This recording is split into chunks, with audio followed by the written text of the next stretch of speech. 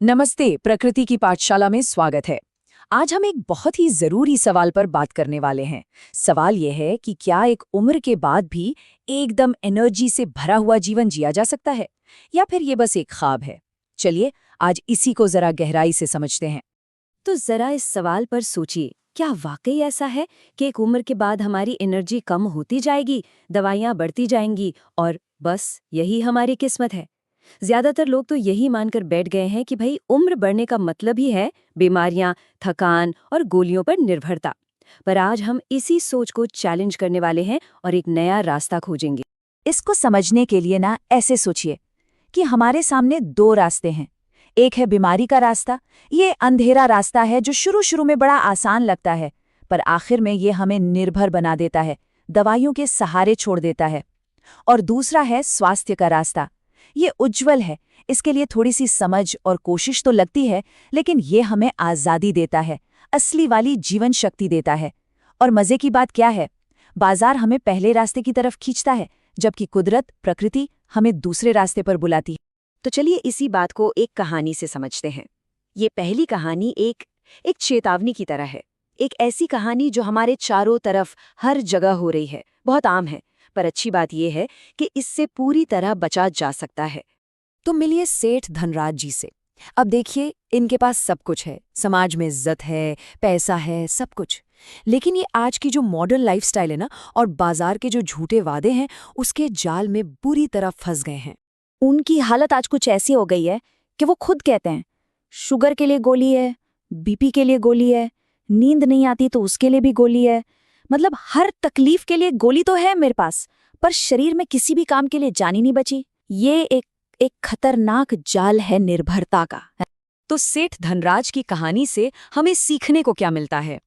इससे हमें बाजार के फैलाए हुए कुछ बड़े बड़े झूठ समझ आते हैं। पहला झूठ कि ये जो पैकेट वाले कन्वीनियंट फूड हैं ये हेल्दी होते हैं।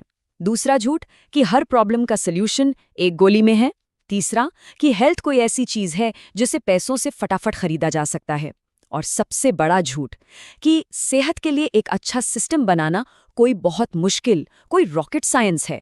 चलिए अब सेठ धनराज की इस निराशा भरी कहानी से बाहर निकलते हैं और एक ऐसी कहानी की तरफ चलते हैं जो हमें प्रेरणा देगी। एक बिल्कुल ही अलग जीवन शैली को देखते हैं जो बाजार पर नहीं बल्कि प्रकृति के ज्ञान पर आधारित है। तो अब मिलिए मास्टर दीनानाथ जी से। इनकी एनर्जी का जो राज है ना, वो किसी दवाई की बोतल में बंद नहीं है, बल्कि वो आता है प्रकृति के सबसे बड़े पावर सोर्स से, सूर्य की लय से।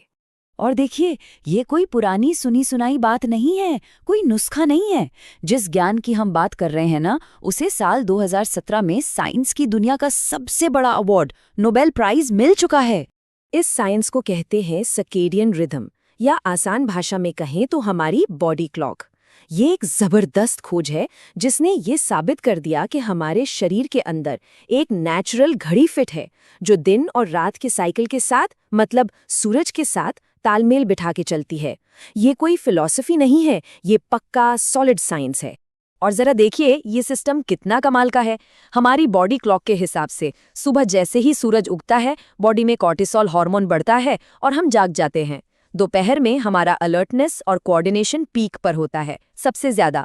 और जैसे ही सूरज ढलता है, शरीर मेलाटोनिन बनाना शुरू कर देता है, जो हमें बताता है कि अब सोने का टाइम हो गया है। और फिर रात में जब हम गहरी नींद में होते हैं तो हमारा शरीर खुद को रिपेयर करता है। सोचिए, प्रकृति ने सब कुछ कितना परफेक्ट बनाया है। ठीक है, तो इस साइंस को समझना एक बात है, पर सवाल यह है कि इसे अपनी रोज की जिंदगी में लागू कैसे किया जाए। और यहीं पर काम आती है छोटे छोटे कदमों की ताकत। इसके लिए कोई हार्डकोर डिसिप्लिन नहीं चाहिए, बस एक सिंपल सा सिस्टम बनाना है। और इसी के लिए है हमारी तीसरी और आखिरी कहानी। ये कहानी एक स्टूडेंट की है जिसने ये सीखा कि बड़े बदलाव लाने के लिए खुद को सजा देना या कोई मुश्किल डिसिप्लिन फॉलो करना जरूरी नहीं है। जरूरी है एक स्मार्ट सिस्टम। तो ये स्मार्ट सिस्टम है क्या? अरे ये बहुत ही आसान है, बस 4 छोटे छोटे स्टेप्स हैं। नंबर 1, अपने दिन की शुरुआत हमेशा ताजे फलों से करें। नंबर 2, लंच में एक बड़ी प्लेट सलाद जरूर खाएं। नंबर 3, रात का खाना जो हल्का और पका हुआ हो वो सूरज ढलने से पहले खा लें। और नंबर 4, जो सबसे जरूरी है, अपने किचन से सारे प्रोसेस्ड पैकेट वाले खाने को बाहर कर दें। बस ये एक सिस्टम है, कोई सजा नहीं। इस पूरे सिस्टम का जो आधार है ना, वो है जीवित भोजन और मृत भोजन के बीच का फर्क समझना।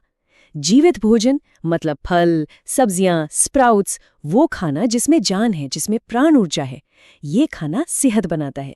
और दूसरी तरफ है मृत भोजन, यानी पैकेट वाले स्नैक्स, प्रोसेस्ड खाना। इनमें कोई न्यूट्रिएंट्स नहीं होते और ये धीरे धीरे शरीर में बीमारी पैदा करते हैं। तो इस सारी जानकारी के बाद अब हमारे हाथ में जीवन को देखने का एक नया नजरिया है। समझिए, एक नई किताब है और चुनाव अब हमें करना है कि हमें पुरानी किताब पढ़ते रहना है या फिर ये नई किताब खोलनी है। पंडित श्रीराम शर्मा आचार्य जी की एक बात इस पूरी सोच का सार बता देती है। वो कहते थे, शरीर को मंदिर की तरह पूजना चाहिए। कितनी गहरी बात है। जब हम अपने शरीर को एक मंदिर मानने लगते हैं ना, तो फिर हम उसमें कभी कचरा नहीं डालते।